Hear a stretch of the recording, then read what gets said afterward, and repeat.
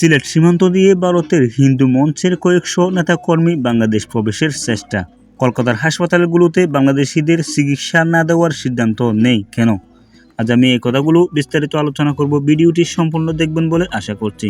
সিলেটের সুতারকান্দি স্থলবন্দরের উপর ভারতের আসাম রাজ্যের করিমগঞ্জ এলাকায় বাংলাদেশ অভিমুখ মার্চ করেছে হিন্দু ঐক্য মঞ্চের কয়েকশো নেতাকর্মী।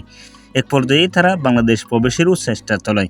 এ সময় ভারতীয় সীমান্তরক্ষী বাহিনী বিএসএফ ও করিমগঞ্জ পুলিশের সদস্যরা কাঁটাতারের ব্যারিকেড দিয়ে তাদের বাধা দেয়।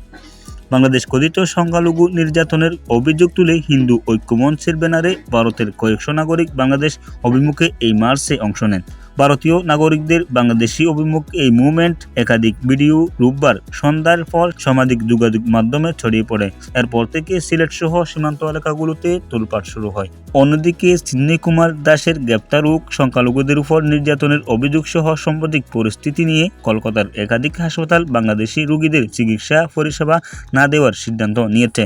যদিও এই তথ্য উত্তর কলকাতার মানিকলতার জে.এন. রায় হাসপাতাল ছাড়া অন্য কোনো হাসপাতালগুলোতে প্রকাশ্যে স্বীকার করেনি।